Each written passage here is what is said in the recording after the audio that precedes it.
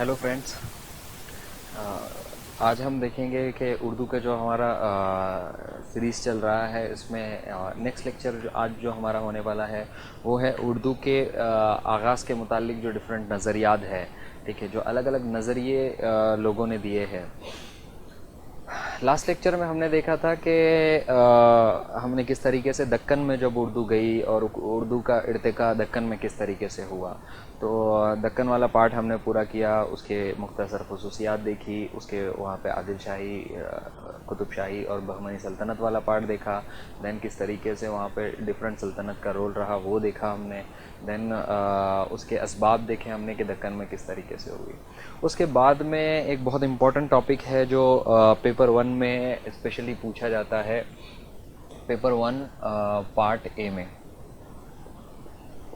और उसका नाम है उर्दू के आगाज़ के मुतालिक के आगाज़ के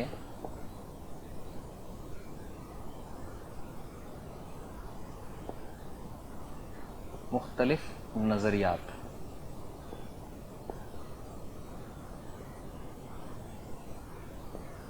सबसे पहले समझते हैं कि ये होता क्या है, कि मुख्तलिफ नज़रियात क्या होते हैं। किसी भी चीज़ या किसी भी लैंग्वेज जब आगाज़ होता है या वो जब स्टार्ट होती है तो उसके आगाज़ के मुतालिक ये नज़रियात क्या होते हैं। असल में क्या होता है कि जो लैंग्वेज, हमारा कोई भी एक लैंग्वेज, एक ज़ुबान जब पैदा होती है तो वो बहुत एक शॉर्ट पीरियड में या बहुत कम टाइम में पैदा नहीं होती, या एक ही जगह पे वो पैदा नहीं होती। उसका रीजन बहुत वास्ट होता है, उसका टाइमलाइन बहुत वास्ट होता है। ठीक है, उसके फैक्टर्स बहुत अलग अलग होते हैं। ठीक है, तो ये सारी चीज़ें किसी भी ज़ुबान के बनने में बहुत बड़ा रोल प्ले करती है। उसके बाद में स्पेशली जो उसके दूसरे आप फैक्टर्स देखेंगे कि जैसे पुरानी लैंग्वेजेस कौन सी बोली जाती थी। ठीक है, देन वहाँ पे कैसे अल्फाज थे। ठीक है, ये सारी चीज़ों को अगर हम देखें तो लिसानी तश्कील, जो बुक का नाम भी वही है, तो वो इसीलिए है कि जो लिसान मतलब जो ज़ुबान है उसके बनने का पूरा प्रोसेस क्या है। अब ये प्रोसेस चूँकि बहुत लंबा होता है, इसलिए इसमें क्या होता है कि एक ज़ुबान या कोई भी जो बोली होती है वो अलग अलग अदवार से गुज़रती है। ठीक है, जिस तरीके के हमने देखा कि जो उर्दू हमारी ज़ुबान है वो शुमाल से पैदा हुई, लेकिन शुमाल से जाके वो जो अपने जुनूब में वो दक्कन गई। दक्कन में वो पौधा फला फूला। ठीक है, उसके बाद में वही लखनऊ स्कूल में भी हमको अलग सा एक चीज़ देखने को मिलता है। ठीक है, लखनऊ स्कूल, लखनऊ में भी वो पली बड़ी। ठीक है, उसके बाद में उर्दू दिल्ली में मतलब फिर बाद में से फिर से रिवाइव होती है उर्दू। तो ये जो प्रोसेस है, इस प्रोसेस को अगर हम अंडरस्टैंड करें तो एक बात क्लियर होती है कि कोई भी लैंग्वेज जो है वो एक ही जगह पे या एक ही प्लेस पे या एक ही रीजन में एक छोटे टाइम में नहीं पैदा होती, बल्कि लंबे समय में, ठीक है, अलग अलग रीजन्स में, ठीक है, वो ट्रैवल करती है। या तो लोग ट्रैवल उसको लेके जाते हैं अपने साथ में, और इनिशियल डेज में वो बहुत कच्ची पक्की होती है। ठीक है, फिर वो धीरे धीरे बनने लगती है, बनने संवरने लगती है, फिर वो बोली की शक्ल लेती है। देन बोली की शक्ल के बाद में वो ज़ुबान की शक्ल लेती है। देन जब वो बोली बनती है तो उसका लिखने का कोई लिटरेचर नहीं होता, तो उसका कोई रस्मुल ख़त नहीं होता। देन जब वो ज़ुबान में तब्दील होती है तो उसमें रस्मुल ख़त आ जाता है। ठीक है, उसमें कवायद आ जाते हैं। ठीक है, उसमें ग्रामर आ जाता है, तो ग्रामर वाला पार्ट उसमें बाद में डेवलप होता है। ठीक है, तो ये सारी चीज़ों को, ये प्रोसेस को अंडरस्टैंड करने के लिए एक किसी लैंग्वेज का ओरिजिन कहाँ से हुआ है, ये बात को मालूम करना बहुत ज़रूरी है। ठीक है, तो इसमें क्या है कि जैसे जैसे टाइम बीतता चलता है तो जो हिस्टोरियंस है या जो लिसानियात के माहिर है, ठीक है, उनमें डिफरेंस ऑफ ओपिनियन होता है कि बहुत सारे जो हिस्टोरियन हैं उनका कहना है कि उर्दू एक पर्टिकुलर जगह से, जैसे कि दिल्ली से पैदा हुई है, या किसी का कहना है कि दक्कन से पैदा हुई है, किसी का कहना है कि वो सिंध में, वादी सिंध में पैदा हुई है, पंजाब में पैदा हुई है। तो ऐसे अलग अलग थेरीज़ है इसमें, ठीक है। किसी का कहना है कि वो बर्ज भाषा जो है वो उस ज़ुबान से निकली है। तो ऐसी अलग अलग थेरीज़ है, लेकिन एक मेथड है कि साइंटिफिक इसमें कौन सी सबसे ज़्यादा है, जिसमें टाइमलाइन का ख्याल रखा गया हो, जिसमें उसके जो लफ्ज़ है, अल्फाज है, उनको ध्यान में रखा गया हो, जिसमें उसका ढांचा और केंडा जो ढांचा होता है, ठीक है, उसको देखा गया है कि वो किस लैंग्वेज से लिया गया है, ठीक है। तो ये सारी चीज़ें हैं, और भी बहुत सारी चीज़ें हैं। अगर हम उसको देखते हैं कि वो पर्टिकुलर लैंग्वेज का वो ये सारी चीज़ें अगर फैक्टर्स पे हम एनालिसिस करते हैं, तो एक साइंटिफिक प्रोसेस से हम उस जड़ तक पहुंच सकते हैं कि वो जो लैंग्वेज है या वो जो ज़ुबान है वो कहाँ से ओरिजिन हुई है, ठीक है। तो जैसा कि तुमने देखा कि उर्दू सबसे पहले तो एक हिंदुस्तानी ज़ुबान है, ठीक है। तो इसमें कोई दो राय नहीं है कि हिंदुस्तानी ज़ुबान है, क्योंकि अगर आप उर्दू की नशोनुमा देखें तो उर्दू की नशोनुमा की जो कड़ी है, क्योंकि उर्दू जो है एक हिंद आरियाई ज़ुबान है। उर्दू जो है एक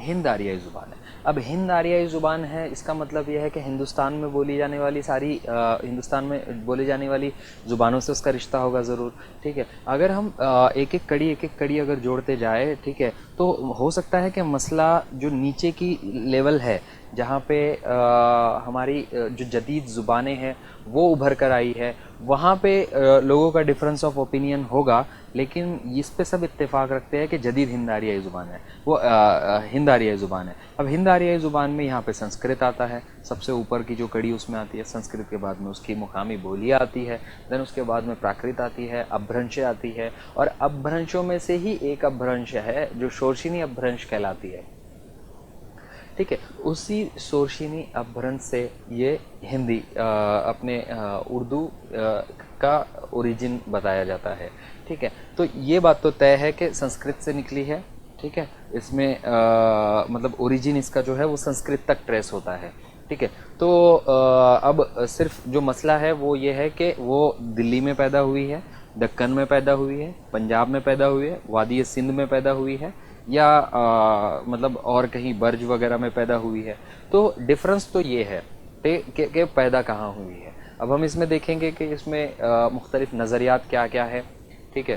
कि हिंद आरियाई से अपने जो ख़ानदान है उसमें से ही ये झगड़ा जो है या ये जो डिबेट है, ठीक है, वो यहाँ पर इन ज़ुबानों में है, या जो माहिर लिसानियात है उनमें है। लेकिन कुछ हद तक उसमें क्लैरिटी अभी मतलब अभी आ चुकी है, और एक नज़रिया है जो जिस पे approximately most of the people या ज़्यादातर लोगों का मानना है कि ये नज़रिया सही मतलब लगता है कि ये नज़रिए में मतलब साइंटिफिक बेसिस पे उसको वो नज़रिया दिया गया है, और उस पर रैशनल उसके प्रूफ उन्होंने प्रूफ किए हैं, ठीक है। बहुत सारे नज़रियात हैं, तो सबसे पहले हम ये देखते हैं कि कितने नज़रियात हैं और किसने किसने क्या क्या बोला है और कौन सी किताब वगैरह में या जो भी उनसे रिलेटेड इन्फॉर्मेशन अवेलेबल है, सबसे पहले हम वो देख लेते हैं। देन उसके बाद हम एक एक चीज़ को उठाएंगे और उनको इन डिटेल हम आगे लेकर जाएंगे।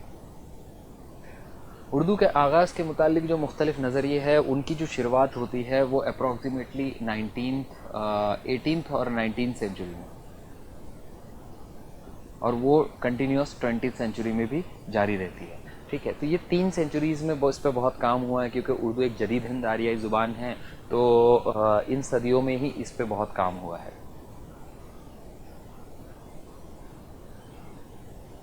ठीक है। उसमें अगर हम देखें कि इसका ओरिजिन अगर हम ट्रेस करें, तो इससे पहले भी लोगों ने बहुत सी जांच वगैरह की होगी, लेकिन जो मीरामन है, तो मीरामन ने एक बहुत मशहूर किताब लिखी है, बागो बहार। बागो बहार का नाम आपने सुना होगा, और अपने सिलेबस में भी है पेपर 2 के, कि बागो बहार जो किताब है उसमें उन्होंने उसके जो दीबाचा लिखा है उसमें उन्होंने एक बहस छेड़ी है कि जो उर्दू जो ज़ुबान है उसका ओरिजिन के बारे में उन्होंने बहस छेड़ी है। तो जिसके बाद में एक जो लिसानियात माहिर लिसानियात है उनमें एक डिबेट छिड़ी, और उसके बाद में लोगों ने उस पर ध्यान देना शुरू किया कि ज़ुबान आखिर उर्दू निकली कहाँ से है। उसके बाद में जो इसमें दूसरा बड़ा नाम आता है वो है मोहम्मद हुसैन आज़ाद।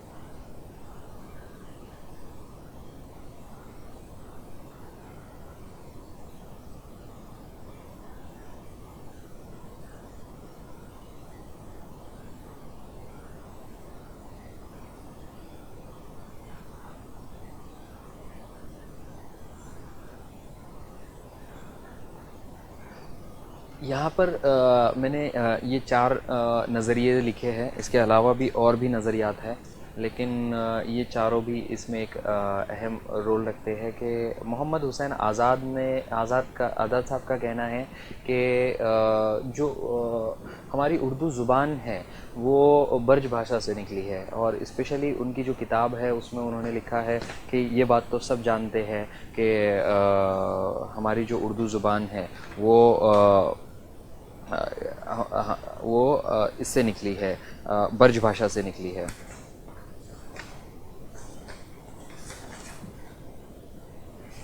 ठीक है। तो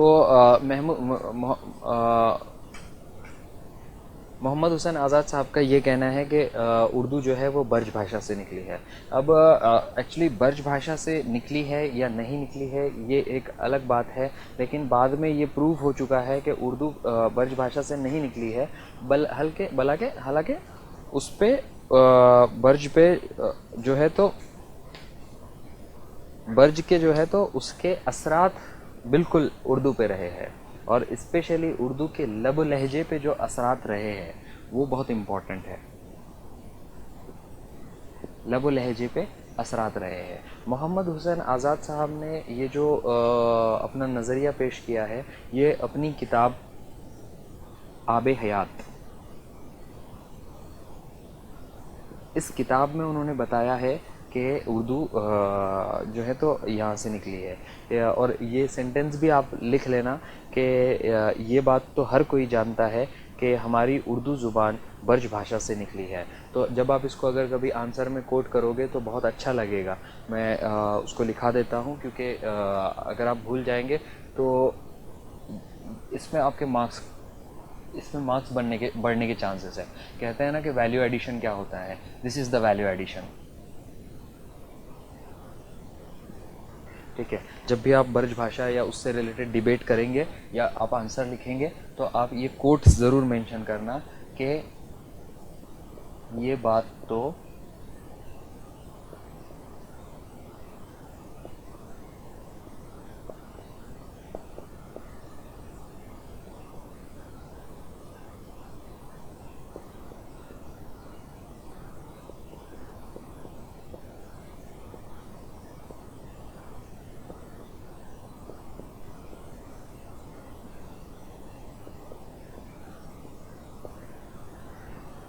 ये बात तो हर कोई जानता है कि अपनी उर्दू ज़ुबान बर्ज भाषा से निकली है। तो इस टाइप में आप उस पर मतलब इसको कोट कर सकते हैं और यहाँ पे आप लिख देना कि ये मोहम्मद हुसैन आज़ाद साहब ने कहा है, आज़ाद, और ये आब हयात ने कहा है। ठीक है, तो आपको ये बताना। अब इनका जो बेसिस रहा है वो कहने का ये रहा है कि जो उर्दू ज़ुबान है, ठीक है, वो बहुत दिनों तक के आगरा या उसके अतराफ़ का जो रीजन है वहाँ पर रही है, या जो मुग़लिया सल्तनत रही है उसका जो पाए तख्त रहा है वो आगरा या उसके अतराफ़ का रीजन रहा है। और जब मुग़लिया सल्तनत इस रीजन में क़याम पज़ीर थी तो इसमें बहुत सारे शौरा जो थे, स्पेशली जो बर्ज भाषा के जो शायर थे, उन्होंने बहुत अच्छी शायरी की है और उन्होंने दोनों ज़ुबान में शायरी की है। उन्होंने उर्दू में भी शायरी की है और उन्होंने बर्ज में भी शायरी की है। तो इसलिए ये कहा जाता है कि बर्ज से वो निकली है। या तो किसी का कहना मतलब इसमें यह है कि जो कबीर, नामदेव या इसी तरीके के और भी लोग थे, उन्होंने बर्ज में मतलब शायरी की है। फिर उसके बाद में अब्दुल रहीम खाना का नाम आपने सुना होगा कि ये बर्ज भाषा के एक बहुत बड़े शायर हैं।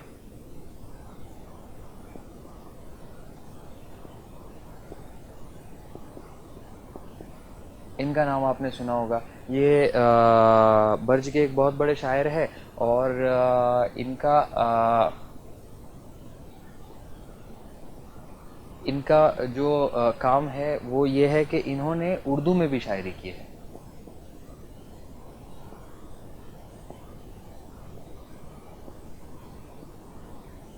ठीक है, तो ये रेफरेंसेस है या कुछ और मतलब इसमें आर्गुमेंट इस तरीके के आती है कि इनका इलाका एक था, मतलब एक आर्गुमेंट ये एक आती है। हम बर्ज भाषा की बात कर रहे हैं, उसके बाद हम सैयद सुलेमान नदवी देखेंगे और आमिना भी खातून देखेंगे। तो इसको मैं रफ़ कर रहा हूँ। ठीक है, तो ये एक आता है कि एक आर्गुमेंट ये एक आता है कि इनका इलाका एक था। ठीक है, दूसरा आर्गुमेंट ये आता है कि इसके बोलने वाले एक थे।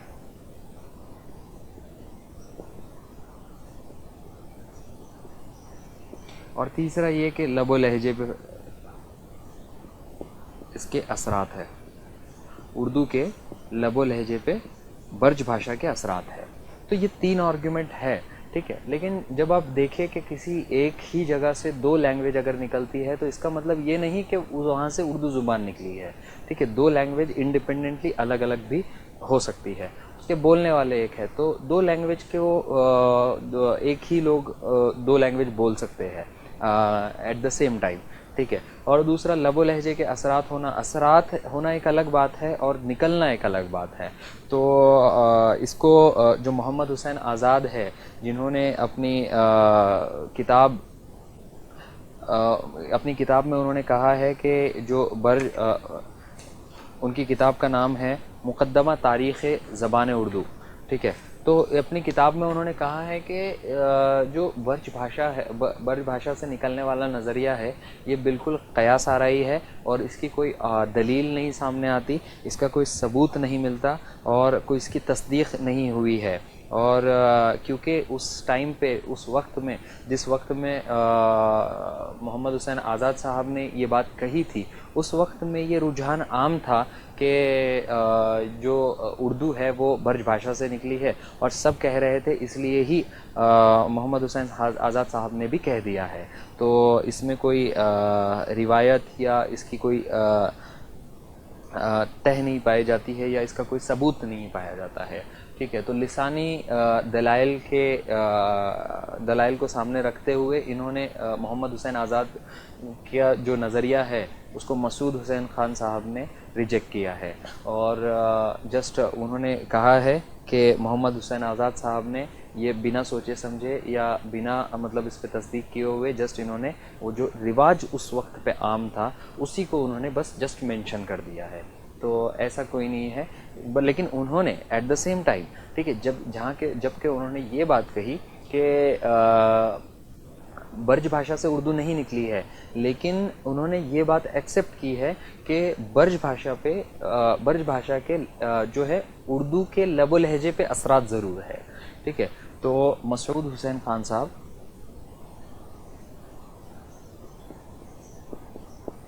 ये एक्सेप्ट किया है इन्होंने कि ब्रज के जो है वो असरात उर्दू के लबो लहजे पर है। ठीक है, तो असरात तो है उसके।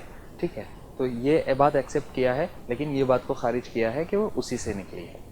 ठीक है, आई होप कि अभी क्लियर हो गया होगा कि ब्रज भाषा से निकलने का जो नज़रिया है, ब्रज भाषा एक्चुअली आगरा और उसके अतराफ़ के इलाके में बोली जाती थी। वहाँ पे मुगलिया सल्तनत का पायतख्त या कैपिटल जो है वो आगरा कुछ दिन के लिए रहा है। ठीक है, तो इसलिए ये कन्फ्यूजन था कि उसके बोलने वाले एक है, उसके लिखने वाले एक है, उसके इलाका एक है। ठीक है, और उसके लबो लहजे पे भी असरात है, दोनों में सिमिलैरिटीज़ कुछ है। तो इसी वजह से ये बात आम थी, और उस वक्त में बिना तस्दीक किए हुए लोग ये मान लिया करते थे कि जो ब्रज है वो इससे निकली है, उर्दू जो है वो ब्रज भाषा से निकली है। लेकिन ये बात बाद में रिजेक्ट कर दी गई है। अब थर्ड वाला देखते हैं हम कि सैयद सुलेमान नदवी साहब का क्या कहना है।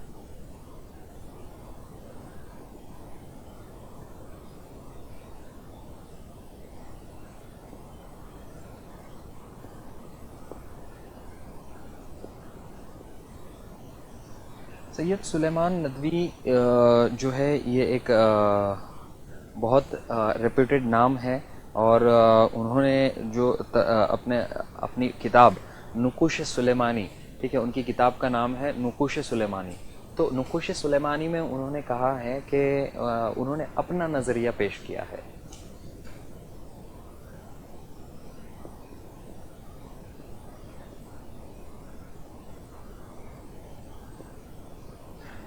नुकुश इनकी किताब का नाम है।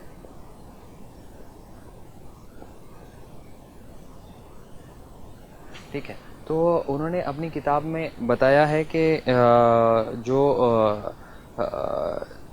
उर्दू से निकलने का जो नज़रिया है, उन्होंने अपनी राय जो रखी है वो ये रखी है कि उर्दू जो है वो वादी सिंध से निकली है। अब वादी सिंध कौन सी जगह है? ये इंडिया है। ठीक है, ये पाकिस्तान का इलाका है। ठीक है, तो ये जो अपना इंडस नदी जाती है, ठीक है, तो ये इंडस नदी या वादी सिंध, मतलब ये इलाका जो है, ठीक है,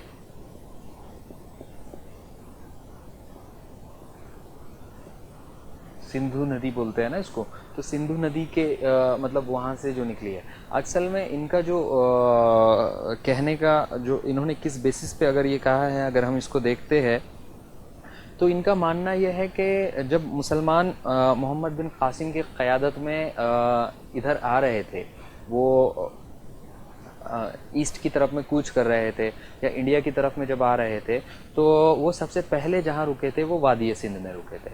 और वादी सिंध में जब वो रुके तो उन्होंने अपने साथ में तुर्की ज़बान लेकर आए थे, अरबी ज़ुबान लेकर आए थे, फ़ारसी ज़ुबान लेकर आए थे। तो अरबी, फ़ारसी, तुर्की, ठीक है, ये ज़ुबानें लेकर आए थे। अब ये ज़ुबानें जब यहाँ आई तो यहाँ पे मुकामी बोलियाँ बोली जाती थी। ठीक है, और मुकामी बोलियाँ बोली जाती थी। तो ये लोग जब इन लोगों से इंटरेक्ट करे, बहुत दिन के लिए वहाँ पर रुके, और रुकने के बाद में जब उन दोनों का मतलब एक संगम हुआ कि वो एक चीज़ें एक दूसरे से मतलब जो आपके जो तहजीबें हैं वो एक दूसरे से शेयरिंग करने लगी कि कुछ चीज़ें जब दो तहजीब एक जगह मिलती है तो उनमें शेयरिंग होता है, और एक नया कुछ तो कल्चर निकल कर आता है। तो वो कल्चर जो है वो यहाँ पर जब बना तो उसमें से एक जो चीज़ निकल कर आई वो उर्दू ज़ुबान थी। तो इनका कहना यह है कि यहाँ से उर्दू ज़ुबान निकली है। लेकिन ये बात भी सरासर न कबूल नहीं की गई है, क्योंकि जो उर्दू के लिसानी अगर हम देखें, लिसानी बैकग्राउंड अगर हम देखें, कवायद की बेसिस पे अगर हम देखें, या तारीख़ी बैकग्राउंड अगर हम देखें, या समाजी बैकग्राउंड अगर हम देखें, तो ये बात सामने आती है कि उर्दू जो है वो कहीं और से निकली है, और ये बात तो तय हो जाती है कि यहाँ से वो नहीं निकली। और ये बात भी आपको समझ मतलब यहाँ पे पता रहना चाहिए कि ठीक है, ये बात तो बिल्कुल सही है सैयद सुलेमान नदवी साहब की, कि यहाँ पे एक ज़ुबान बनी है, लेकिन वो ज़ुबान उर्दू नहीं है। ठीक है, उसका जो रस्मुल ख़त है वो फ़ारसी है, और वो ज़ुबान है सिंधी। ठीक है, तो वो ज़ुबान उर्दू नहीं थी। ठीक है, वो ज़ुबान उर्दू नहीं थी, इसलिए उसको सिंधी कहते हैं। और वो सिंधी एक अलग ज़ुबान है, उसमें अलग फीचर्स है, वो एक अलग पूरा एक उसकी एक अलग कहानी है। ठीक है, तो ये ज़ुबान सिंधी थी, ना कि उर्दू थी। ठीक है, तो अब ये बात भी क्लियर हो गई कि सैयद सुलेमान नदवी ने जो नुकुश सुलेमानी उनकी किताब है उसमें बताया था कि वादी सिंध से उर्दू ज़बान का ओरिजिन हुआ है, तो ये बात भी क्लियर हो गई कि वहाँ से ओरिजिन नहीं हुआ है।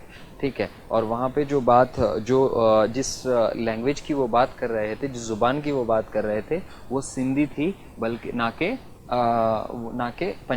के उर्दू थी। अब जब यहाँ से मुसलमान यहाँ पे रुके थे और उसके बाद में और थोड़ा आगे आए, ये इलाके में आए। ठीक है, तो ये इलाका है पंजाब का इलाका। ठीक है, तो इस इलाके में भी मुसलमान बहुत दिनों तक रहे। ठीक है, जब वो इधर आ रहे थे तो वहाँ पर बहुत दिन तक, तकरीबन 150-200 साल तक वहाँ पर रहे। तो वहाँ पर रहने के बाद में भी वहाँ पर जो अगला नज़रिया हम देखेंगे, हम ये फोर्थ वाला नज़रिया उस नज़रिए के बाद देख लेंगे। ठीक है, तो हम फोर्थ पे हम दूसरा नज़रिया देखते हैं, और वो दूसरा नज़रिया है उर्दू के पंजाब में पैदा होने का नज़रिया।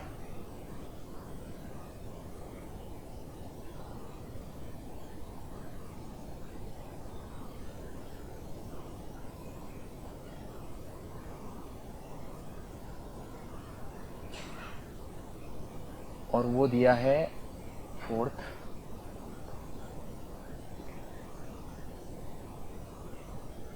महमूद शीरानी। महमूद शीरानी साहब ने पंजाब में उर्दू, उनकी किताब का नाम है।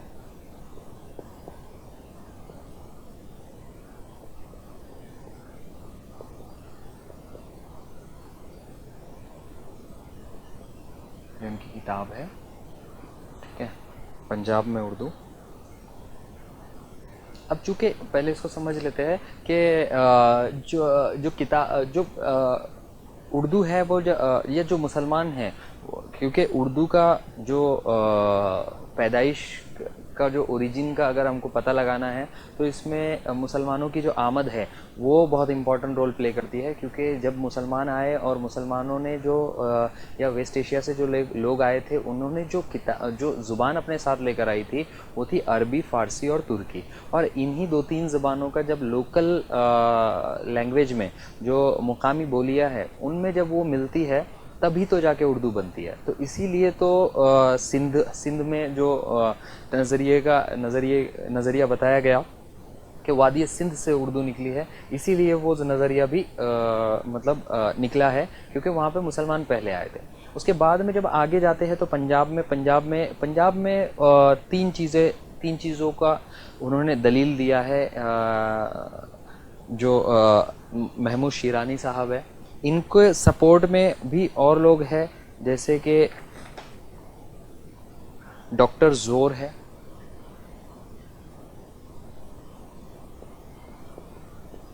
उन्होंने अपनी किताब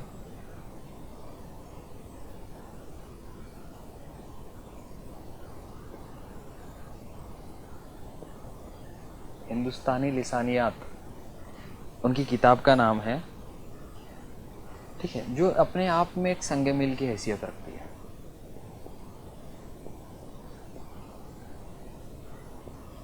पे उन्होंने बहुत काम किया है। हिंदुस्तानी या के जो लिसानी लिसानी मतलब जो ख़ानदान है उस पर उन्होंने बहुत अच्छा काम किया है।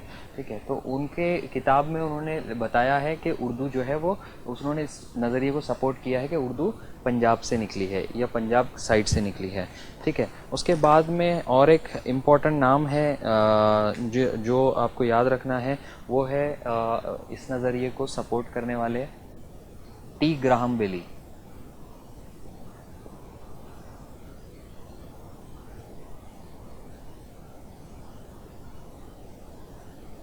इन्होंने भी अपनी किताब the history of Urdu literature,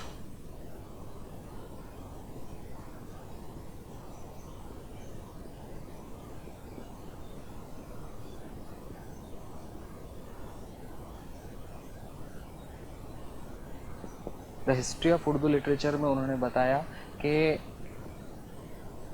Punjabi जो है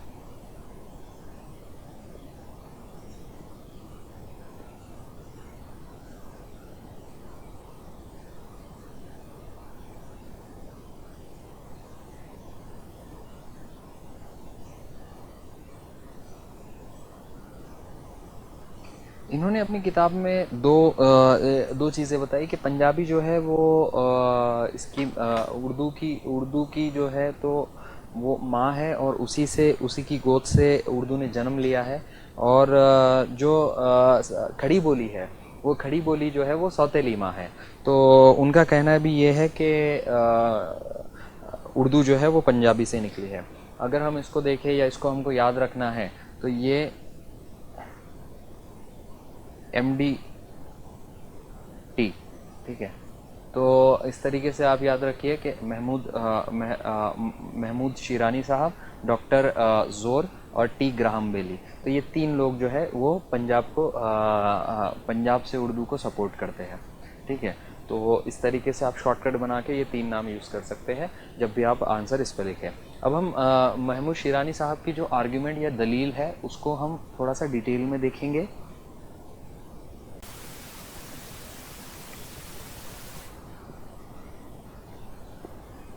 ठीक है, महमूद साहब ने तीन दलील दी है कि एक सबसे पहले उन्होंने दलील जो दी है वो है तारीख़ी, कि जिस तरीके से हमने पहले देखा कि जो मुसलमान आए थे मोहम्मद बिन कासिम की क़यादत में या उसके बाद में जो मुसलमान आए थे वो पंजाबी जो रीजन है, पंजाब रीजन है, ठीक है, उस रीजन में रुके और 200-250 साल तक के या 150-200 साल तक के उन्होंने वहाँ पर क़याम किया। वहाँ पे वो आम लोगों से मिले, वहाँ पे उन्होंने अपना कल्चर फैलाया। ठीक है, तो इसकी वजह से क्या हुआ कि वहाँ पे एक ज़ुबान पैदा हुई और उसकी वजह से उर्दू पैदा हुई। ये उनका कहना है, तारीख़ी जो उन्होंने दलील दी है। उसके बाद में उन्होंने सेकंड दलील दी है, वो है तहज़ीबी या समाजी दलील।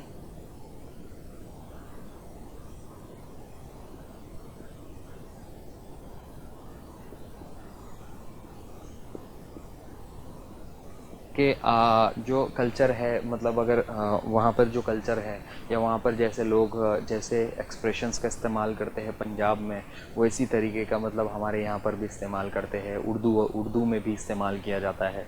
तो तहज़ीबी और समाजी जड़ें अगर दलील देखें तो वो भी मतलब उनका एक कहना है कि उससे भी उर्दू वहीं से निकली है, कि जिसकी वजह से वो सेम चीज़ यहाँ पर भी आएगी कि 200 साल रहने के बाद में जो तहज़ीब यहाँ पर बनी थी, वो तहज़ीब ने ही इस ज़ुबान को जन्म दिया था। ठीक है, उसके बाद में इनका थर्ड जो इन्होंने दलील दी है वो है लिसानी। लिसानी में इनका कहना है कि मतलब हम यहाँ पे सिर्फ पॉइंट फॉर्मेट में देखते हैं कि किस तरीके से लिसानी में उनका कहना है कि जमा बनाने का कायदा जो है वो दोनों में सिमिलर है। तो ये एक दलील उन्होंने पेश की है कि जमा बनाने का जो कायदा है वो दोनों में सिमिलर है। ठीक है, जैसे कि अलिफ नून गुन्ना लगाकर हमने देखा था कि दक्कनी में भी अलिफ नून गुन्ना लगाकर जमा बनाई दी जाती है, तो उसी तरीके से पंजाबी में भी अलिफ नून गुन्ना लगाकर जमा बना दी जाती है। उसके बाद में उनका सेकंड दलील ये है कि लिसानी में अगर हम उनके आर्गुमेंट्स देखें तो मुज़क्कर मुअन्नस बनाने का कायदा भी उनका मानना है कि सिमिलर है। उसके बाद में उनका मानना है कि इसमें अगर जमा है तो ख़बर भी जमा होती है। ये कायदा भी जो है तो उर्दू और पंजाबी में सिमिलर है। उसके बाद में इस्म के ख़ात्मे पर अलिफ आता है, ठीक है, क्योंकि उर्दू उर्दू एक मतलब खड़ी बोली पे से जो आर्गुमेंट है कि वो खड़ी मतलब आखिरी में उसके अलिफ अलिफ आता है, तो इसलिए उसको खड़ी बोली से भी निकलने का जो नज़रिया है उसमें ये भी आर्गुमेंट सेम है कि इस्म के ख़ात्मे पर अलिफ आता है, और यहाँ पर भी इनका कहना है कि इस्म के ख़ात्मे पर अलिफ आता है। ठीक है, तो पंजाबी और उर्दू में ये एक सिमिलैरिटीज़ बताई उन्होंने चौथी सिमिलैरिटीज़ बताई कि इस्म से पहले सिफत, इस्म से पहले सिफत और मुज़क्कर मुअन्नस, मतलब अगर सिफत मुज़क्कर है तो आपका इस्म भी मुज़क्कर मुअन्नस होगा। ठीक है, उस तरीके से वो चेंज होगा, जैसे छोटी लड़की, बड़ा लड़का। ठीक है, तो ये मतलब बड़ा और छोटा पहले आ रहा है, ठीक है, देन उसके बाद में इस्म जो है वो बाद में आ रहा है। तो ये दोनों चेंजेस जो है वो यहाँ पे देखने को मिल रहा है। उसके बाद में हम थोड़ा सा और आगे अगर इसमें देखें, उन्होंने और जो आर्गुमेंट किया है वो ये दिया है कि मुश्तरका लफ्ज़, जो अल्फाज इसमें इस्तेमाल होते हैं वो मुश्तरका है, एक जैसे है अल्फाज, तो अल्फाजों का एक जैसा होना भी उनके एक आर्गुमेंट है। फिर उसके बाद में हमने पहले भी देखा था कि जब हम दक्कनी की खुसूसियात पढ़ रहे थे कि ज़माने मुस्तकबिल बनाने का जो नहवी खुसूसियात में हमने देखा था कि ज़माने मुस्तकबिल कैसे बनाते हैं, तो इसमें उन्होंने बताया कि गे गा गी लगा के ज़माने मुस्तकबिल बनाते हैं। तो ये 7 आर्गुमेंट जो है उन्होंने दी है कि लिसानी में जो उन्होंने 7 आर्गुमेंट दी है, और तारीख़ी और तहजीबी और समाजी दलीलें उन्होंने कुछ दी है। ठीक है, तो ये 7 आर्गुमेंट हम लिख लेते हैं कि लिसानी में कौन सी आर्गुमेंट है। इस पे क्वेश्चन आता है, ये क्वेश्चन 2 पॉइंट ऑफ व्यू से कवर हो जाता है। एक फर्स्ट के उर्दू के आगाज़ और इर्तिका के मुतालिक महमूद शिरानी साहब का क्या नज़रिया है, इस पे अपनी रोशनी, इस पे आप मतलब नोट लिखिए या जो भी है। ठीक है, तो तब भी यही आंसर आएगा। अगर आपको पंजाबी और उर्दू में क्या सिमिलैरिटीज़ है अगर वो बताना है तब भी यही आंसर आएगा। ठीक है, तो सेम चीज़ें हैं लेकिन काम इसका डबल हो जाता है। ठीक है, तो हम देखते हैं कि लिसानी जो है वो क्या क्या है। ठीक है, वो 7 आर्गुमेंट उन्होंने दी है, उसको लिख लेते हैं क्योंकि ये 10 या 15 मार्क्स के लिए ये क्वेश्चन आता है और ये इम्पोर्टेंट है। ठीक है, सबसे पहला उन्होंने आर्गुमेंट दिया है, पहले इसको लिसानी में लिख देते हैं, लिसानी दलीलें। ठीक है, लिसानी दलीलें, उसमें सबसे पहला आर्गुमेंट उनका है कि जमा बनाने का कायदा जो है वो सिमिलर है, और वो किससे है, अलिफ नून गुन्ना से। ठीक है, उसके बाद में सेकंड उनका आर्गुमेंट है कि मुज़क्कर मुअन्नस बनाने का कायदा सिमिलर है, जैसे कि हम या लगा के मुअन्नस बना देते हैं और ये लगा के मुज़क्कर बना देते हैं। ठीक है, लड़क या अलिफ लगा के हम मुज़क्कर बना देते हैं, लड़का लड़की। ठीक है, तो कुड़ी और मुंडा। ठीक है, तो वो इस टाइप में यहाँ पे आ जाएगा कुड़ी और यहाँ आ जाएगा मुंडा। ठीक है, तो यहाँ पे अलिफ लगा है, यहाँ पे ये लगा है। ठीक है, लड़की लड़का। ठीक है, तो मुज़क्कर मुअन्नस बनाने का कायदा सिमिलर है। इसमें जो थर्ड है उन्होंने वो दिया है कि इस्म जमा है तो ख़बर भी जमा होगी, इस्म जमा है तो ख़बर भी जमा होगी। ठीक है, इस्म जमा है तो ख़बर भी जमा होगी, मतलब कि जैसे कि लड़की आई। ठीक है, तो ये क्या हो गया, अगर इस मुअन्नस है तो ये वो भी, अगर लड़का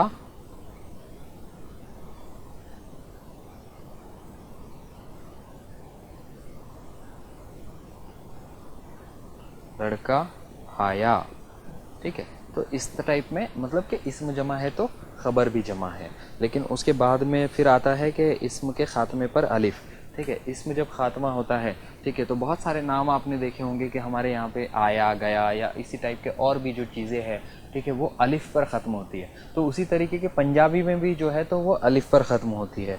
तो फोर्थ आर्ग्यूमेंट उनका ये था,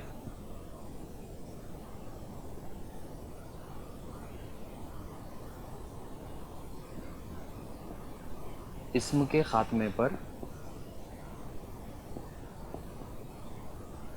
अलिफ़, ठीक है। तो इस्म के ख़ात्मे पर अलिफ़ आना ये दोनों ज़ुबानों में मिलता है, पंजाबी में भी देखा जाता है और यहाँ पर उर्दू में भी देखा जाता है। और उसके बाद में उनकी फिफ्थ आर्गुमेंट है,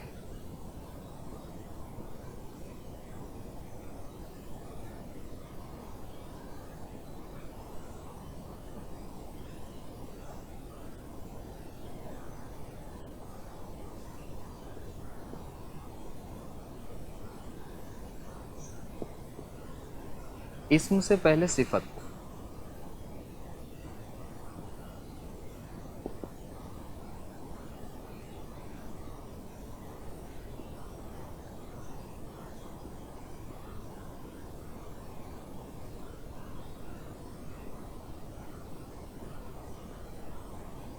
ठीक है, सिफत, सिफत क्या हो गया, छोटा छोटी सिफत हो गया, ठीक है। और इसम क्या हो गया, लड़का लड़की, ठीक है। तो दोनों में भी आता है, ठीक है, कि वहाँ पर भी जो पंजाबी में भी लिखेंगे तो वहाँ पर ये आएगा। फिर उसके बाद में मुज़क्कर मुज़क्कर मुअन्नस मुअन्नस, ठीक है, वो वाला भी कायदा फॉलो हो रहा है, ठीक है। तो ये एक उन्होंने आर्गूमेंट दिया। देखो फिर उसके बाद में एक इम्पोर्टेंट और एक आर्गूमेंट उन्होंने दिया, सिक्स,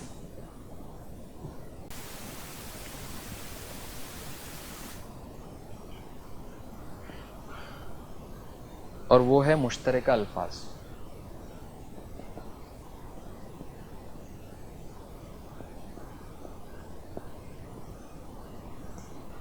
ठीक है, मुश्तरका अल्फाज जो है तो दोनों में बहुत सिमिलर है, ठीक है। सिमिलर मतलब इस टाइप में है कि दोनों में जो है तो बहुत सारे जो लफ्ज़ है वो सिमिलर पाए जाते हैं, इसलिए उनको मुश्तरका अल्फाज कहते हैं, ठीक है। तो वो भी एक आर्गुमेंट उन्होंने रखा है कि लेकिन आप देखिए कि जो भी ज़ुबान बनती है, ठीक है, आप कोई भी ज़ुबान देखिएगा उनमें एक दूसरे के अल्फाज शेयरिंग होता है। जैसे कि आज उर्दू में आप देखिए कि कंप्यूटर का जो लफ्ज़ है, ठीक है, वो इंग्लिश से आया हुआ है। बहुत सारे कैलकुलेटर है, ठीक है। तो बहुत सारे ऐसे मोटरसाइकिल है, रेलवे स्टेशन है, एयरपोर्ट है, ठीक है। तो इतने सारे वर्ड्स है जो दूसरी ज़ुबानों से आए हुए हैं, तो उनको एज इट इज़ भी अगर ले लिया जाए तो वो, लेकिन एक हम उसको लिसानी एक दलील नहीं मानते, स्पेशली कि उस ज़ुबान के ओरिजिनेट होने की दलील नहीं मानते, ठीक है। तो थोड़ा सा ध्यान रखने की बात है, ठीक है, दो सिमिलर बट दलील नहीं है। उसके बाद में सातवीं और इम्पोर्टेंट जो है एक दलील है, ज़माने मुस्तक़बिल जो बनाते हैं इसमें,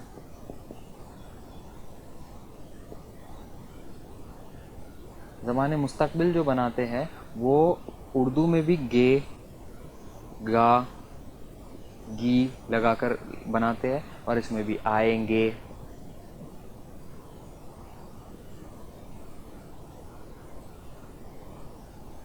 जाएंगे, ठीक है।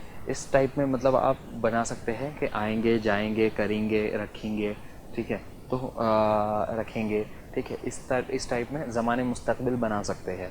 तो ये आर्गुमेंट इन्होंने दी थी। और इस तरीके से हमने देखा कि महमूद शिरानी साहब का जो नज़रिया था उसमें हमने देखा कि किस तरीके से उन्होंने तारीख़ी दलीलें दी, उसके बाद में उन्होंने समाजी और मजहबी दलीलें दी, या उसको हम कहेंगे कि उन्होंने तहज़ीबी दलीलें जो दी, और उसके बाद में लास्ट उन्होंने, या जो सबसे इम्पॉर्टेंट उन्होंने पार्ट दिया था वो लिसानी दलीलें दी।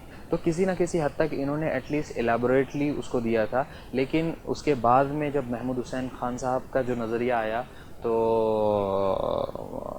वो नज़रिया सबसे काबिल कबूल माना जाता है, और इस नज़रिए को भी रिजेक्ट कर दिया गया कि वहाँ से उर्दू नहीं निकली है, बल्कि उर्दू जो निकली है वो दिल्ली व नवाई दिल्ली का जो रीजन है वहाँ से निकली है।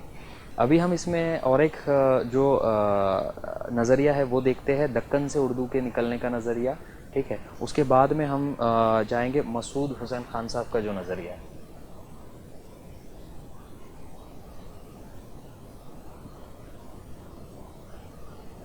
तो फिफ्थ नज़रिया जो हमने लिखा था कि उर्दू जो है वो दक्कन में पैदा हुई। ठीक है, तो उर्दू के दक्कन से निकलने का नज़रिया। ठीक है, अब इसमें हमें ये देखना है कि ये जो नज़रिया है उर्दू के दक्कन से निकलने का नज़रिया, ये पहले तो हमको देखना है किसने दिया है। ठीक है, आर्ग्यूमेंट क्या दी है। ठीक है, ये सिंपल सा है क्योंकि ये बिल्कुल क़यास आ रही है, बिल्कुल रैशनल नहीं है, बिल्कुल साइंटिफिक रिसर्च वगैरह इस पर कुछ नहीं है। जस्ट अपने आप को मतलब इस डिबेट में रखने के लिए एक अलग अलग सा नज़रिया है। ठीक है, तो ये एक नज़रिया है कि इसमें दो लोगों के नाम आपको लिखना है। सबसे पहला नाम लिखना है इसमें आमिना बी खातून। सबसे पहला नाम आएगा इसमें।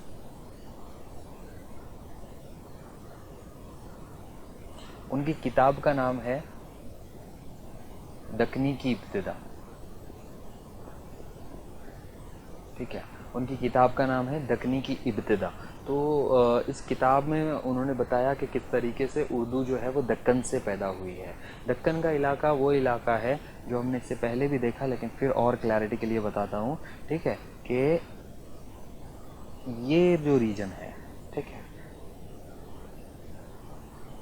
ठीक है, माइट भी इतना नीचे ना हो, लेकिन ये जो रीजन है, ठीक है, कर्नाटक में बिदर वगैरह या जो ऐसे इलाके हैं, देन हैदराबाद वाला रीजन है, देन औरंगाबाद रीजन है। ठीक है, जो महाराष्ट्र में बहुत बड़ा पार्ट है, तेलंगाना है, ठीक है, हैदराबाद है। तो ये वाला जो रीजन है डेक्कन प्लेट्यू जो है, ठीक है, वो दक्कन का इलाका कहलाता है। तो इनका कहना यह है, आमिना बी खातून का, कि यहाँ से ये जो अरब कंट्रीज़ थे, ठीक है, यहाँ से जो ट्रैवलर्स यहाँ आते थे कोरोमंडल कोस्ट पे, ठीक है, तो वो तिजारत करते थे, और तिजारत के बाद में वो लोग क्या करते थे, यहाँ पे के जो लोकल बाशिंदे हैं उनको अपना तहज़ीब सिखाने के लिए, इस्लाम सिखाने के लिए उनसे बातें करते थे, या उनसे जो घुल मिल के जो एक बात ज़ुबान बनी, ठीक है, वो उर्दू ज़ुबान थी। ये उनका मानना है, लेकिन ये बिल्कुल क़यास आ रही है। ठीक है, इसके बाद में इसको और एक साहब है जिन्होंने इस नज़रिए से वो इत्तेफाक रखते हैं, और उनका नाम है नसीरुद्दीन हाशमी।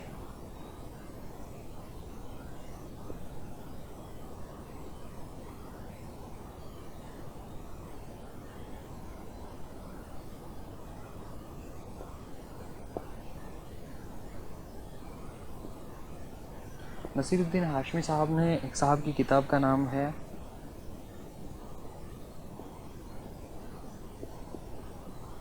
दक्कन में उर्दू।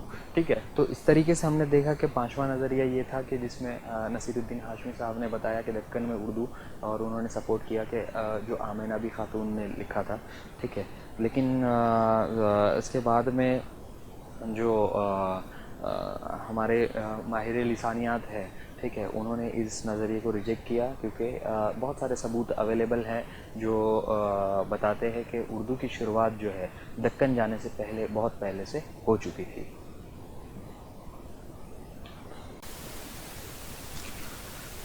इसके बाद में सबसे लास्ट में हम देखते हैं कि उर्दू का सबसे काबिल कबूल नज़रिया क्या है।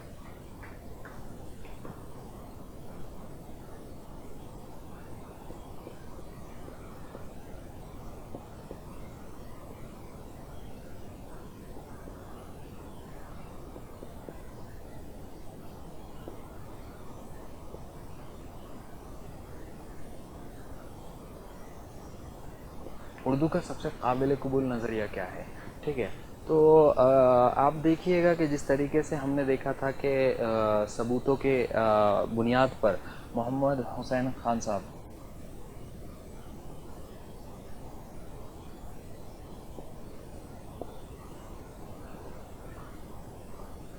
मसूद हुसैन खान, सॉरी,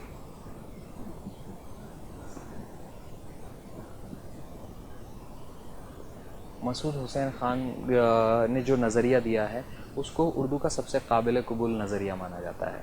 अब हम थोड़ा सा रिवाइंड करेंगे, थोड़ा सा पीछे जाएंगे कि किस तरीके से उर्दू की पैदाइश हुई है। सबसे पहले हम देखते हैं कि संस्कृत, संस्कृत के बाद में, संस्कृत में जब संस्कृत थोड़ी सी फैली, ठीक है, थोड़ा सा जब दूर गई, ठीक है, उसकी कुछ मुकामी बोली बनने लगी, ठीक है, और मुकामी बोलियों में एक मुकामी बोली उसकी बनी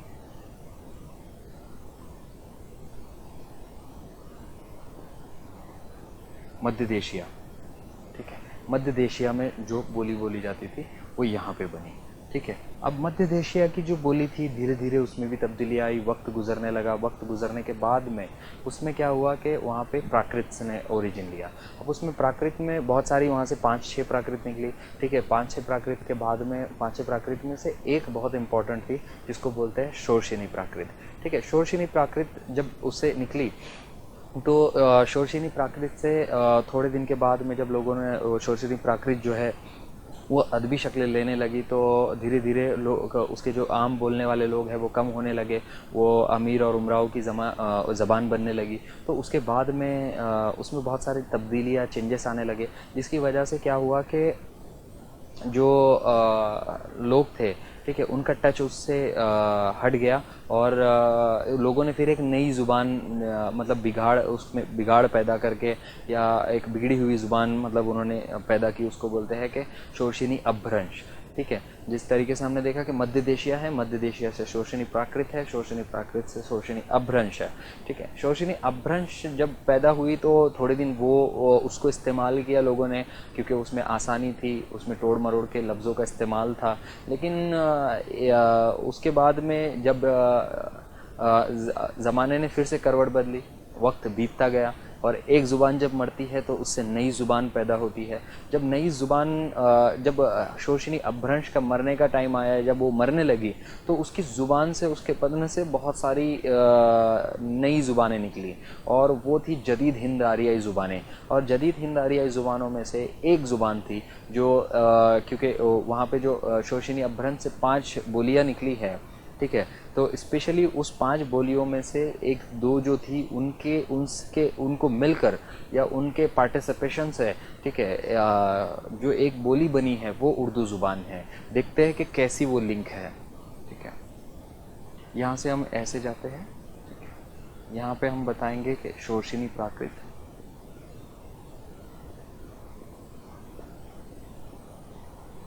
यहाँ से हम बताएंगे शोरशिनी अपभ्रंश,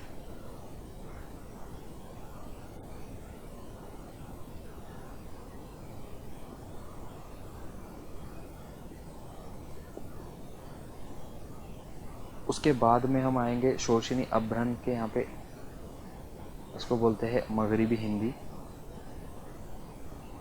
की बोलियाँ, ठीक है। ये 5 बोलियाँ हैं यहाँ से, ठीक है। इसमें से कुछ अहम यहाँ पे हम लिखते हैं। हरियाणवी, खड़ी बोली, ब्रज भाषा,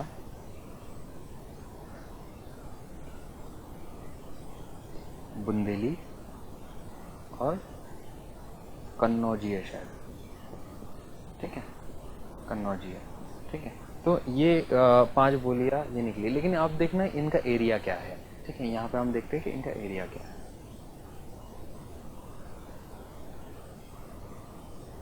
ठीक है। इनका एरिया है ये रीजन, या इससे इधर इतना भी नहीं है, ठीक है, ये रीजन, ठीक है, दिल्ली और उसके अतराफ, ठीक है। जस्ट इमेजिन करो कि यहाँ पे, जहाँ पे दिल्ली है, ठीक है, उसके अतराफ का रीजन है वो, ठीक है।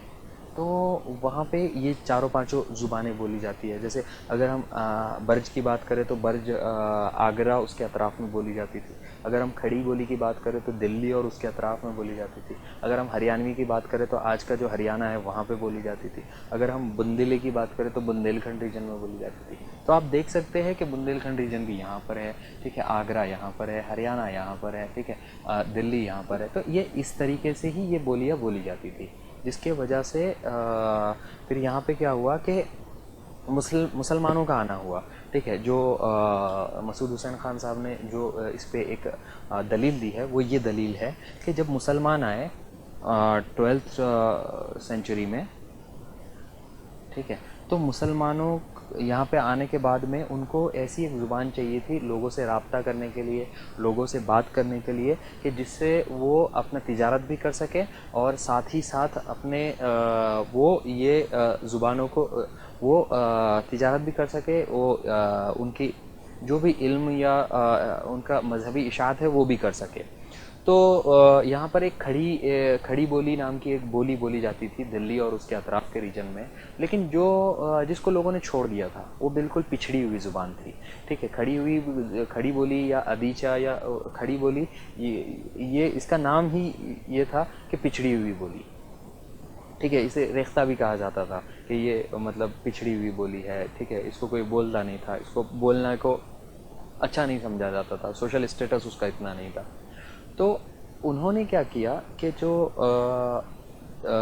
जो मुसलमान वहाँ से आए थे उनको कोई तो एक बेस चाहिए था कि जिससे वो लोकल लोगों में इन्वॉल्व हो सके। तो उन्होंने खड़ी बोली को अपना लिया, ठीक है। खड़ी बोली को जब अपनाया तो खड़ी बोली में क्या हुआ कि खड़ी बोली में अरबी, फारसी, तुर्की वगैरह ज़ुबानें जो उन्होंने अपने साथ लेकर आई थी, अब इनके जो अल्फाज है वो इनमें मिलने लगे, ठीक है। और ये जो प्रोसेस वो शुरू होता है मुसलमानों की आमद के बाद में, और वो कहाँ पर आमद के बाद में, दिल्ली वगैरह, दिल्ली की जगह पे। तो इसीलिए क्या होता है कि ये जब प्रोसेस स्टार्ट होता है, क्योंकि जब उन्होंने अच्छे से खड़ी बोली का और उर्दू का स्टडी किया तो उसके बाद में पता चला कि खड़ी बोली पर ही उर्दू का जो ढांचा है, ठीक है, जो पूरी जिस पर उर्दू खड़ी है, क्योंकि उर्दू में भी हर चीज़ें अलिफ अलिफ पर ख़त्म होती है और खड़ी बोली में भी सेम है, ठीक है। उर्दू में भी क़वायद वगैरह का जो पार्ट है वो भी सेम है, उर्दू में भी अल्फाज वगैरह वाला पार्ट जो है वो भी सेम है। तो रिसर्च के बाद में ये पता चला है कि खड़ी बोली पर ही उर्दू आगे बढ़ी है, ठीक है। खड़ी बोली का ही जो नेक्स्ट वर्जन है या जो अपडेटेड वर्जन है या उसके बाद में जो मतलब उसमें तब्दीली आई है खड़ी बोली में मुसलमानों के आने के बाद में, उसी से उर्दू का जन्म हुआ है।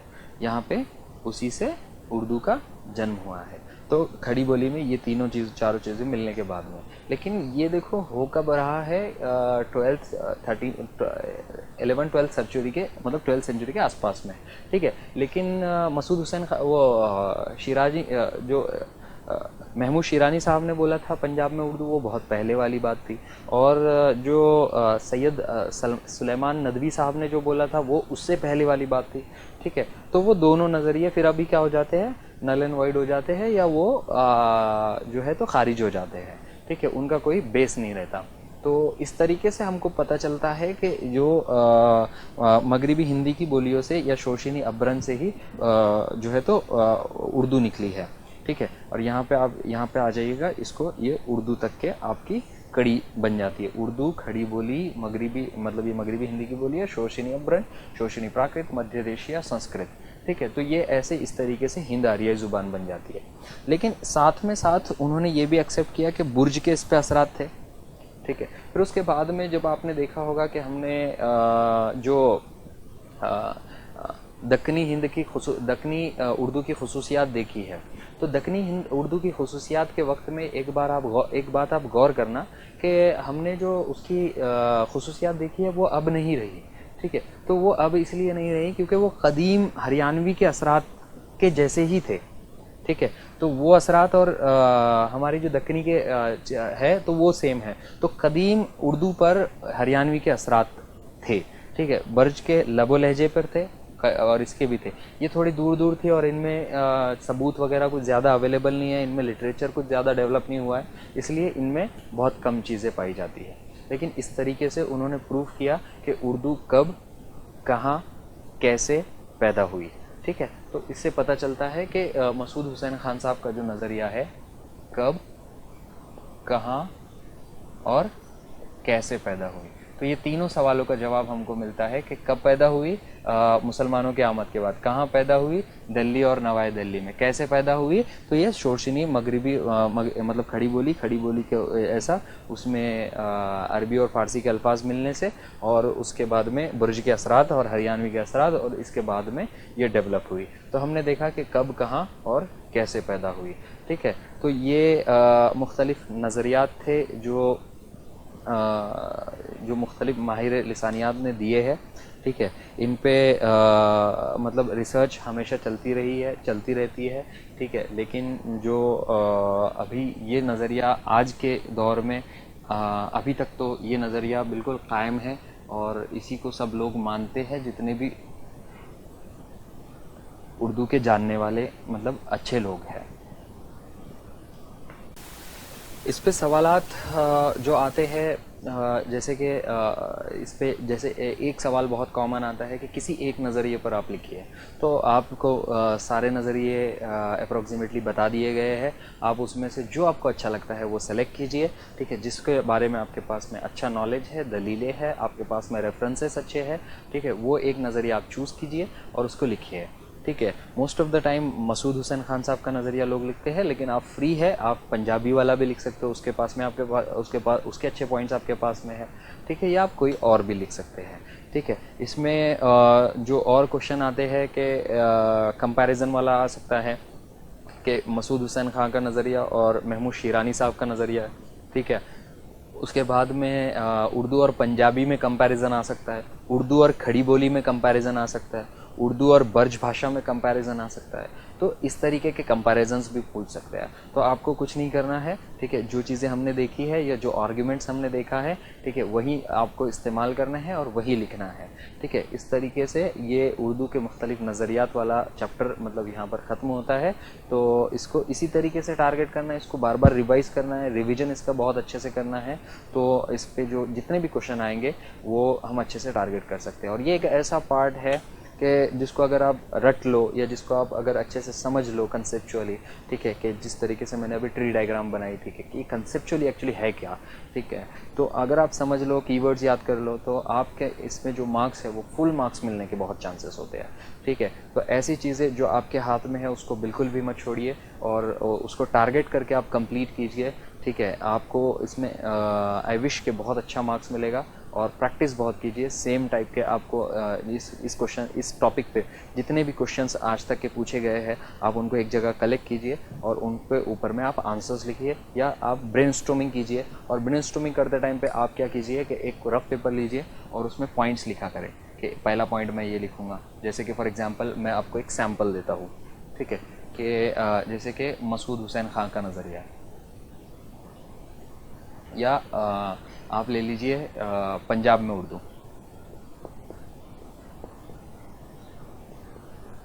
तो आपको इस पे जब आंसर लिख रहे हो तो आप ऐसे समझो, ब्रेनस्टॉर्म करना है आपको, तो आप क्या कीजिए, ऐसे एक बादल बना दीजिए, पंजाब में उर्दू लिख लीजिए, यहाँ पे लिख लीजिए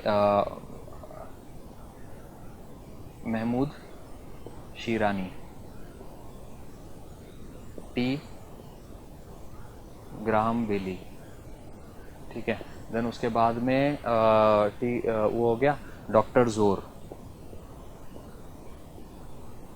ठीक है, इनकी किताब का नाम लिखना है आपको, पंजाब में उर्दू। ठीक है, फिर उन्होंने क्या बोला है कि लिसानी उन्होंने दलील दी है। ठीक है, वो यहाँ आ जाएगी। ठीक है, आप ब्रेनस्टॉर्म कर रहे हो। देन उन्होंने समाजी और तहजीबी दलीलें दी है कि जो मतलब त्यौहार वगैरह फॉलो होते हैं वो यहाँ पर आते हैं, ये मतलब सेम होते हैं। ठीक है, देन उनके बाद में उन्होंने तारीख़ी दलील दी है। तारीख़ी दलील में उन्होंने क्या बोला था कि मोहम्मद बिन कासिम का नाम लिया था। कि मुस्लिम्स जो है वहाँ आए थे। ठीक है, तो इस तरीके से आप ब्रेनस्टॉर्म करना है आपको। ठीक है, तो आपके पास में पॉइंट्स की कमी नहीं रहेगी, आपको आंसर बहुत अच्छा लिखना आएगा, इंट्रोडक्शन भी होगा, कंक्लूजन भी होगा, और अगर इस तरीके से सारे पॉइंट्स हो गए तो आपके मार्क्स बिल्कुल नहीं कटेंगे। और जो हाईएस्ट मार्क्स एग्जामिनर के माइंड में है या एग्जामिनर के पास में जो भी पैरामीटर्स है, ठीक है, वो आपको ज़रूर मिलने चाहिए। ठीक है, तो यहाँ पे ये चैप्टर ख़त्म होता है। Thank you.